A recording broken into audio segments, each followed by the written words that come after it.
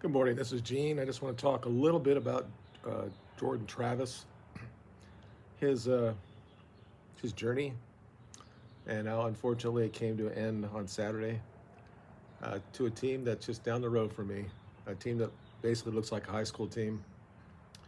Um, I don't know what to say about the actual event. Not sure why he was running. I think he should have went down early. So I'm not blaming the kid. I'm not. We got ourselves in a position that we're down 13-0 against a team that we should never be down against. And of course, he's a leader and he wants to get the spark. I'm sure it was a designed play. He got the first down and then he didn't really go down. The guy was holding on to him and he tried to get away from him, and then what happened happened. I just want to talk about his journey at Florida State. This guy is the program was going to a bad time. Had really crappy coaches, um, almost comical at some point, and he was part of that. He's been at the school for 6 years, and he was not really considered a elite quarterback, but he became himself. He became something that embodied the idea of being a Seminole, I guess, the unconquered spirit.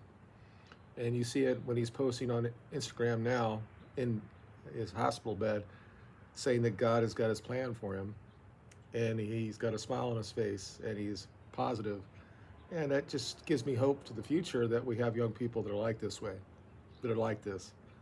Um, it wouldn't really matter if he was a Florida guy, right? If he played for the Gators and this happened to him and he had done so great things for the university when the university was on a down, when it comes to the football program, it was down, and they came back and he got it back to prominence. I would celebrate that like I did with Tebow was there. Even though Florida had their own issues back then, their characters on the players on the team. Take out Tebow, he has some issues as well, but he's not like the other guys around that team. So I do feel I feel sad for him. I do, um, and he mirrored the return to preeminence, I guess, for Florida State, being 11-0, having a chance to be in the playoff, and we're going to talk about that and what's coming on now with that. And I'm trying to be as unbiased as I can. I'm trying to be factual, not being so emotive. Excuse me. Whew. Yeah, we're having a change of weather up here. Um, Supposed to have some wind tonight. We're already starting right now, so I had to move everything back onto the porch. So normally I don't watch Florida State, and I've been a fan since I was probably 7, 8. And about, I don't know, 15 years ago, 12 years, well, probably after I had my stroke, it came so difficult for me to watch them. Um, Not hoping that I would have another stroke or anything, but the anxiety that I have dealing with them. I'm one of those guys that says if I'm watching the game, that I'm going to impact in it. And of course, I watched that game. I've only watched two games from start to finish. Is when we played, I think, Jacksonville State early. And we're up like 28-0, and I could just sit there and watch it, and have no real stress. And I thought this was going to be the same way. But I was thinking before the game. I said there was a couple years ago, we had an FCS team come in, and we lost like 3 or 4 players. And I just said all we got to do is get out of this game unscathed, and then we have an opportunity to do something that most people don't believe we're going to be able to do, regardless if Travis was the quarterback or not, to have that opportunity. Um, but unfortunately, with Travis, he got hurt, and it took us a while to actually recover from that. But then, of course, we went 158-0 after that. Um, and I think tomorrow we're going to probably be out of the top four when it comes to the playoffs. We'll probably fifth because Washington did win against Oregon State. So I think they deserve to be in the top four. They're undefeated, Power Five. They've got more 25 rank wins than we do. They have one of the leaders in the Heisman. And of course, they didn't play really well in the second half. And we're going to talk about that, about this whole thing, because it's coming out now. It's like the knives are out now for Florida State. It was already out there before. I did a video almost 2 years ago or 2 weeks ago saying that the nightmare scenario for Florida State, and I'll lay that out again. And I'm going to tell you that's going to happen regardless.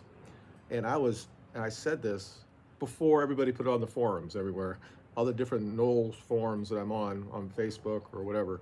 They're like, there's no way that we'd be left out if we were undefeated as a Power Five.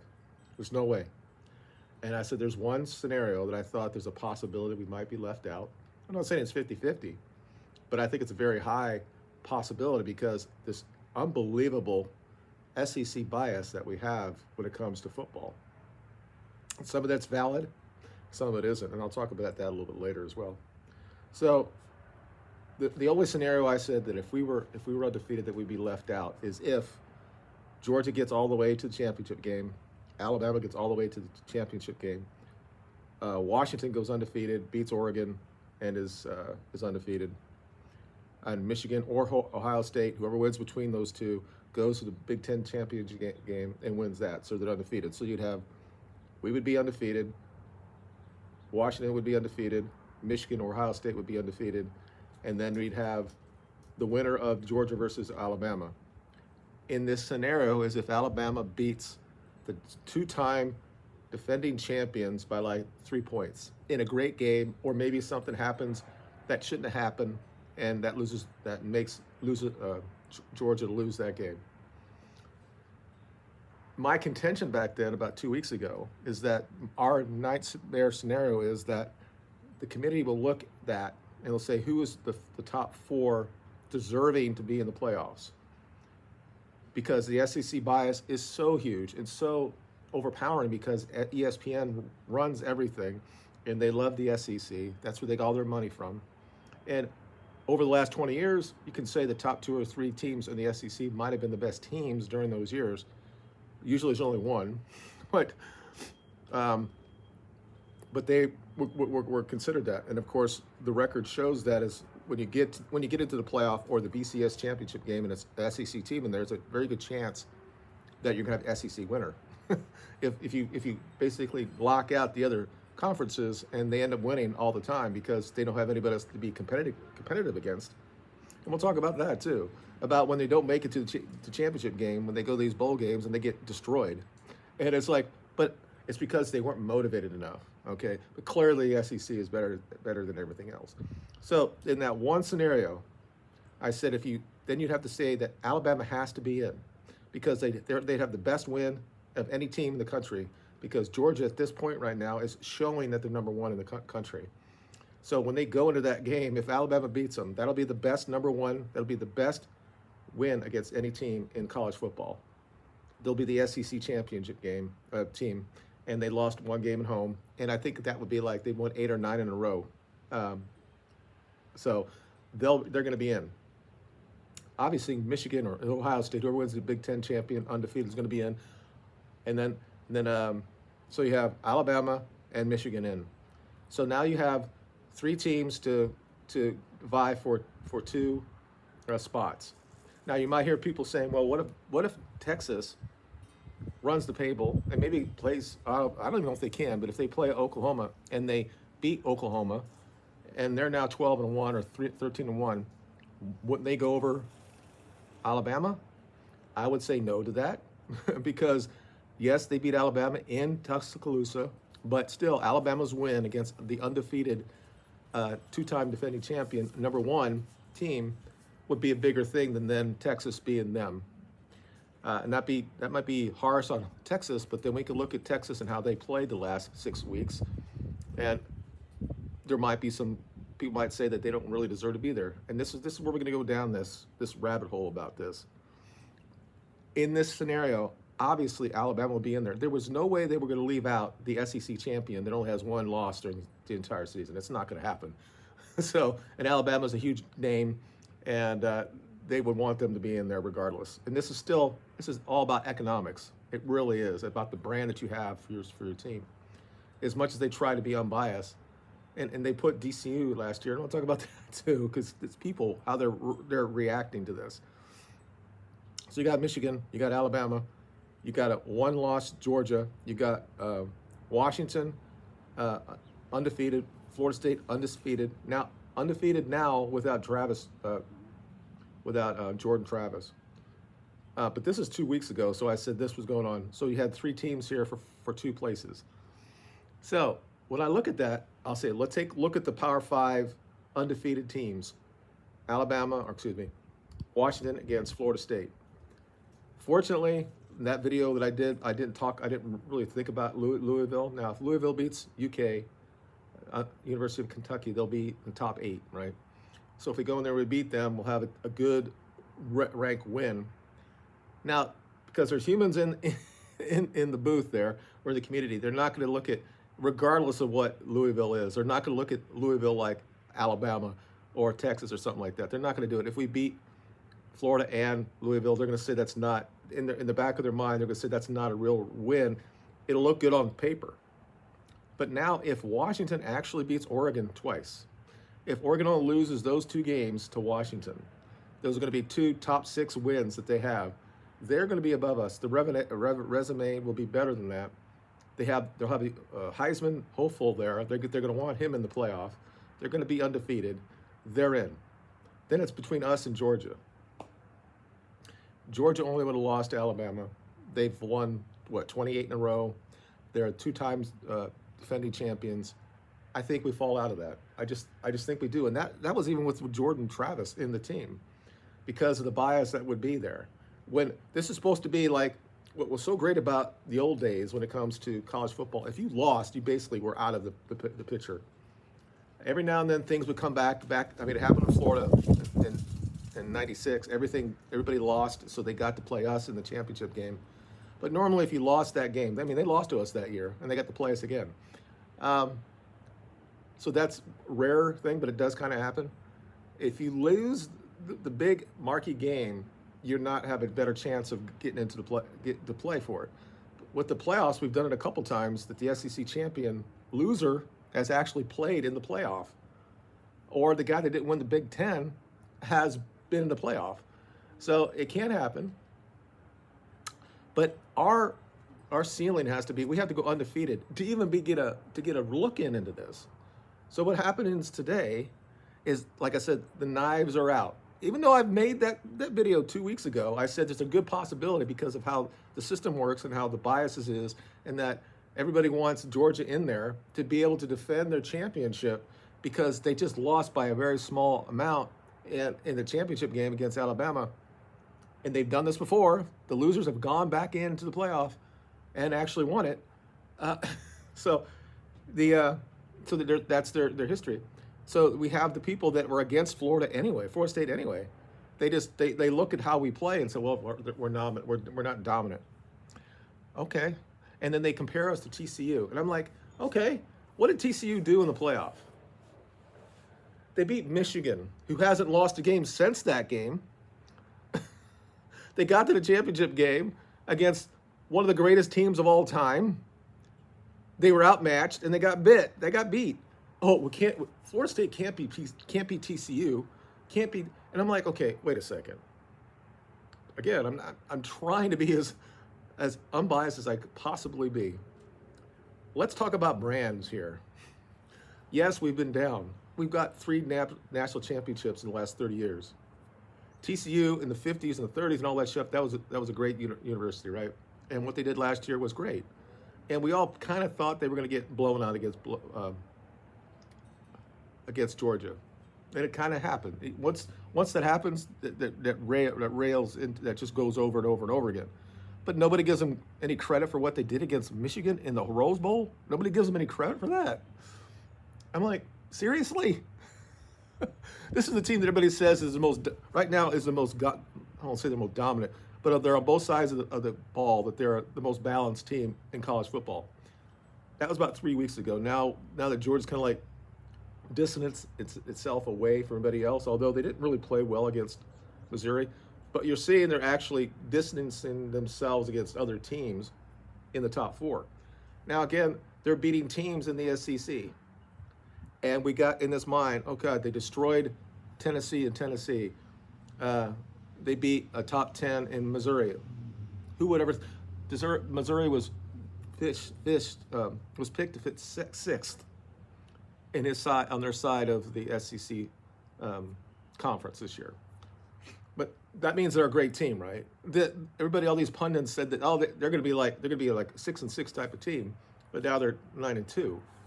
Okay, because you think the SEC is so much better. You guys don't even understand what you're talking about. You just think because it has the SEC on it, this team that came from the Big 8, the Big 12, and now is in the SEC is now beating teams in the SEC because the SEC is so much better than everybody else. It's like Texas A&M came in and beat Alabama the first year. But it's because the SEC is so much better. I think there are way too many people that are on TikTok, on Facebook, or on YouTube that didn't realize that the SEC was crap in the 90s, in the 80s. They were not the top conference in the country. Then you got better coaches and you got money, and all of a sudden they got better. And again, I'm not downplaying that they've been the dominant conference for the last 20 years. They are, and they've had the greatest coach in the last years. He's got 6 or 7 championships. But you can't continually say that the SEC is so much better, and we have to then give them like a mulligan. And it happens quite a bit. And to me, if Georgia gets beat, my old school self says that we can't give them a mulligan now. They knew what was in front of them. They knew that Alabama was the team they have to beat. They've beaten them a couple times in a row. They have to win on that day, and that should be something that actually kicks you out of being in the playoff. But I understand that they're going to be number 1 going into that team in that game. I don't believe it's ever happened in the playoff era as the number 1 team that goes into Champions Week, that if they lose, that they've actually been out of the top 4, because it's already happened. So I think that Georgia will end up being in the playoff. Now, it might be the difference. If let's say Alabama beats them by 2 or 3 touchdowns, maybe they don't get in. But you're going to get a lot of people that are going to say the SEC is so much better than everybody else that they clearly are one of the top 4 teams in the country, and they should be in. This is what I'm hearing today about Florida State. I'm hearing this. What do we have to do about Florida State? You were already talking about this 2 weeks ago, 3 weeks ago. You didn't want us in the playoff anyway. But now that Travis is not there, it's like, oh, well, we need to be able to look forward. Now, we haven't done anything. We haven't won the ACC championship game yet. We haven't beat Florida yet. Are we going to wait? Can we have this conversation after those games? If you're going to keep us out at 13-0, okay. Because what? We weren't dominant? I'm like, show me a team that's been dominant other than Georgia the last 3 weeks. I will wait.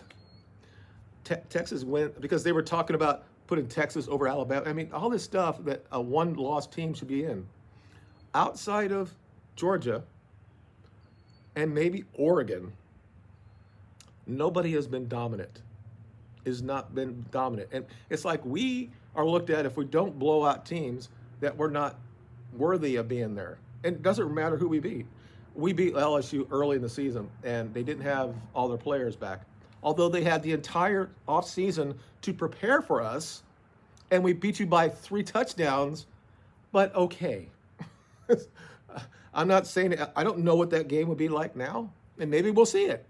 It's very possible we'll see the rematch. If they don't put us in the playoff, if we end up losing to Florida, let's say, and we win the ACC, it's very possible that we'll see LSU again. I mean, that would be a nice little matchup for us to have during one of those Big 12 or Big XX bowl games. Look, I didn't come in this season thinking we were going to be in the playoff.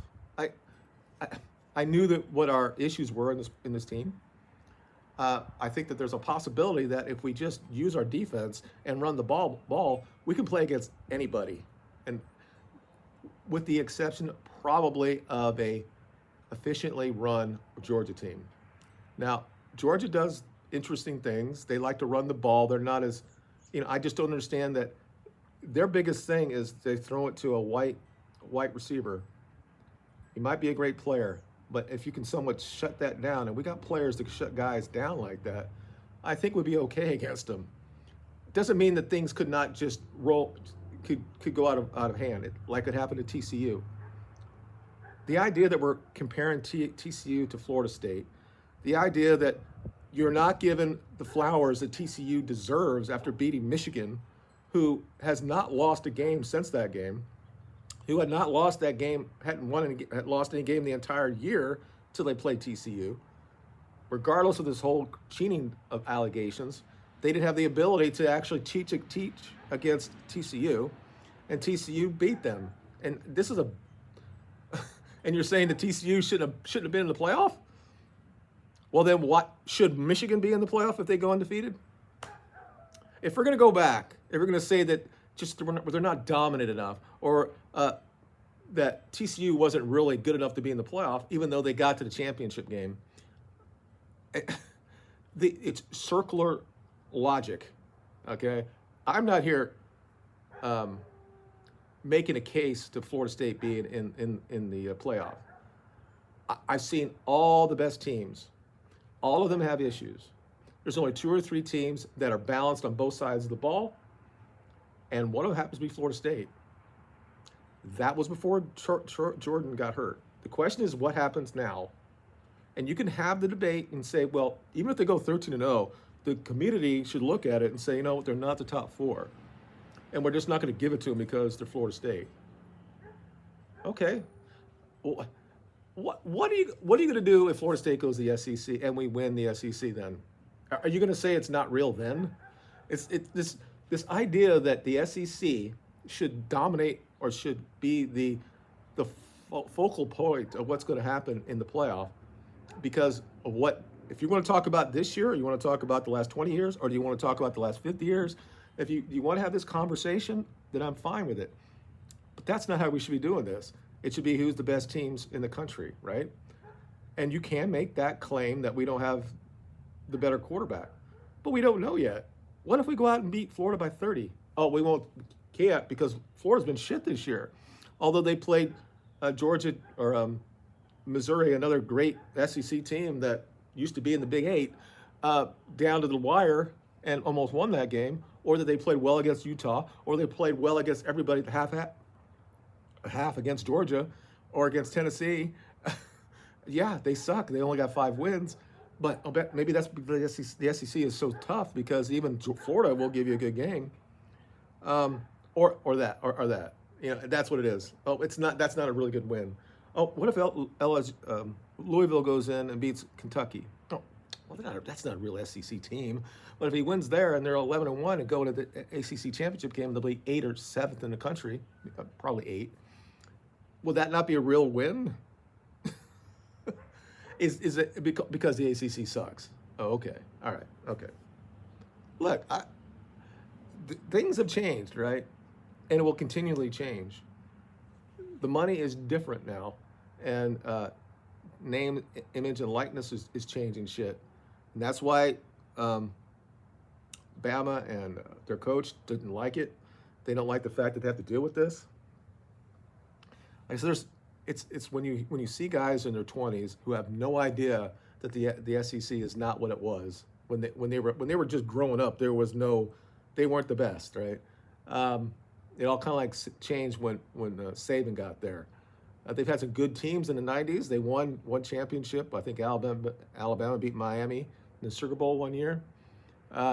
Tennessee beat us we had a third string quarterback, and they beat us by 7 points in the 90s, 98. But before that, they were not considered the top conference when it comes to football. They weren't. It had a great tradition. I was living in Columbus, Mississippi, and I went to many Alabama games. Not full stadiums. They didn't have it was 70,000 back then as far as the capacity. Now that's over 100. It was $10 for me to go in. This idea that it's always been this way. Now, they have their tradition. They've got 6, 8, 18, whatever national champions. And I love their tradition. I love being on their campus. But let's be real. I wouldn't, if I wasn't, there is some bias, of course. But personally, if we go undefeated, we need to be in the playoff. And if we end up getting blown out by Georgia because we don't have our quarterback, he has 3 or 4 picks off and it goes back pick 6. That it is what it is. You can't blame the kids who did everything they have to do to get to that position. It does not mean, though, that it's when you got humans in the area or in the committee and you have their own influences and the people they believe and the money, that it's very possible that if Alabama has a good game against Georgia and Georgia loses at the end on a field goal or whatever, and if we just get through Florida by 6 points and we just get through Louisville by 6 points and Washington runs out, that there's going to be people, a lot of them, they're going to say that Georgia should not go from number one out of the top four. And then the only team that really looks like they would get kicked out would be Florida State. And that was the point I tried to make 2 weeks ago. It's even going to be higher now because these pundits who have no idea, because they're all in their 20s or early 30s, and they've only grown up with the idea the SEC is clearly the best teams of all time, that they have this thing that they just think that they need to be, and then they will always put different criteria at other teams saying they're not being dominant enough. And I'm like, again, show me who's been dominant. You might say Alabama has been the last couple of weeks, although LSU played with them almost the entire game and then couldn't stay with them. Both sides of the ball, are they dominant? Both sides of Washington, are they dominant? They're getting a little bit better on defense, but the fact that they shut out, was it Utah a couple weeks ago, was an interesting thing, or was it? No. And then, again, they play Oregon State in the rain. Oregon State could have won that game. I think Oregon is going to beat them, and this is another thing, and you're gonna hear this as well. It's probably already started. If Oregon beats Washington, and let's say beats them by 2 touchdowns, they'll be 12-1. They'll be a Big Ten or Big Pac-12 champion. This is the last year of the Pac-12. Let's just say we just gets through. We just barely beat Florida, barely beat Louisville. There are going to be a lot of people going to say that Oregon is clearly one of the top 4 teams in the country. So it could still do this. You could have Oregon just jump over us and get in. Even if you have Georgia winning, I think Michigan, Georgia. No, then we'd be in because we'd be undefeated. But who knows? They might say that Texas should be over us as well because they beat Alabama, even though they lost to Oklahoma. When you go down that rabbit hole, and normally 99% of the time, we get closure on this, and it's very possible that I thought maybe on Saturday we'd have that closure. I thought maybe that Oregon State would have beat Washington. That didn't happen. So that continually goes on. They will be clearly ahead of us in the playoff thing on Tuesday. They'll be ahead of us. We'll be 5th. And that's where we're going to stay there until whatever happens with Michigan and Ohio State. And we'll see what happens with that. They might keep them in front of us. If we just somehow get through Florida, I mean, this happened before. We were number 4 in December 2nd in 2014. We're the defending champions, and we're 4th in the country in the college football playoff. Everybody else had lost a game. So this idea that we won't be pushed behind, it could happen. If Michigan and Ohio State have a great game and one team loses by 1 point, it's very possible we'll still be outside the top 4, not being undefeated. We'll see what happens. The thing is, the point I'm trying to make is a lot of people that they're commenting on this stuff are very young people, and there are guys my age or a little younger than me that are also saying similar things, but they're more nuanced about it. And I talked about it. I knew there was a possibility this could happen. We're all humans. We make judgments based on whatever they see. The fact that we don't dominate teams that we should, okay. I would say there's 4 or 5 teams in this country that are balanced on both sides. We were that way with Jordan. I think we still can be that way, as long as Tate doesn't turn the ball over. We're clearly we're an elite defense when we want to be, and people don't understand how Florida State really plays. We end up um, we have a lot of depth when it comes to our defense, so we continually uh, shuffle out players and that, and sometimes we have miscommunications and the big plays happen against us. Almost fluky plays like against Miami. It just guys there somehow gets through them and it goes for a touchdown. This is what we do. But when we really have to shut the shit down in the second half of all these games, the last 7 games, we just shut them down. We can do that for the entire year or for a game. When we get to the end and it's just one game to advance, you're going to see us be more and more dominant on that side of the ball. And you're going to see it. And yes, it's going to be at a different level of competition because we might play Michigan, we might play Georgia, we might play Ohio State, could be Washington. But I think we can hold ourselves with them. The question is how balanced we are on the other side. I think that we're very deep when it comes to the running backs. Our issue is with our offensive line. We're not bad when it comes to pass blocking, but we just have to get more dominant run blocking. And I think we're going to see that a little bit because now we don't have Jordan Travis there. So we'll see. I think that we're going to see an interesting game. If we can get out of Florida and we do it somewhat well, it's a rivalry game at night. The SEC doesn't want anybody ACC to be in. I get it. It's going to be that. We get out of that, I think we're going to be okay. Now, the question at the end of the day is, will the committee, if my nightmare scenario comes out, will they still select us? Or are they going to sit there and say, at the end of the day, we have to look at Georgia being the dominant team, being 1 or 2 the entire year. They lose by 1 point or 3 points to Georgia in a neutral site, even it's not really, it's only 3 minutes away from Athens. Okay, an hour. And they've been there every year. They might kick us out. And then, again, I didn't expect we were going to be in the playoff anyway. I'll be upset. And I hope that what that means is that we'll have a good, whatever that other bowl game we'll have, and then we'll just dominate that game and be undefeated. And then there'll be one team in the country that'll be undefeated, and it might be us. It's very, very, very possible that if Georgia loses to Alabama, gets into the playoffs, we're out, and then Georgia gets in it and wins the entire thing again, they'll have that one loss. Alabama will have their one loss, probably 2 because if they've lost whoever in the playoff. If Michigan's in there and they end up losing to Georgia, they'll be a one loss. And then Washington will lose, they'll have their loss. And we'll be the only team in the entire college football that will be undefeated. That'd be an interesting type of play. If we play like Texas into whatever that bowl would be, because they're like 6th or 5th or whatever. Or if we play Oregon, I don't know if there's a way we can play them. If they're not there, they'd have 2 losses because they've lost to Washington twice.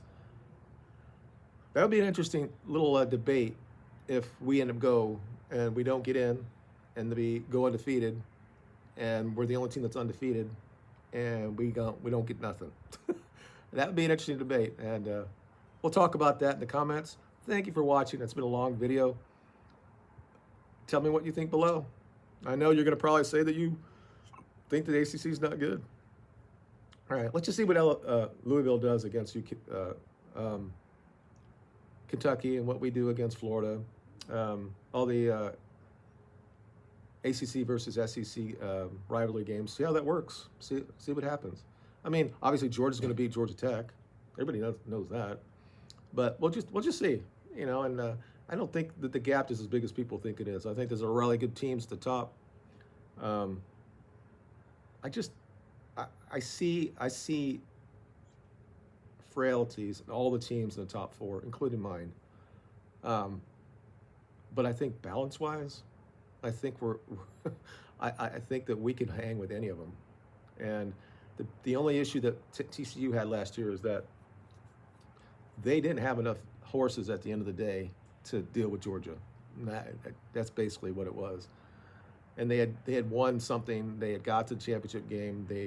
They'd done so much. They'd taken out so much shit.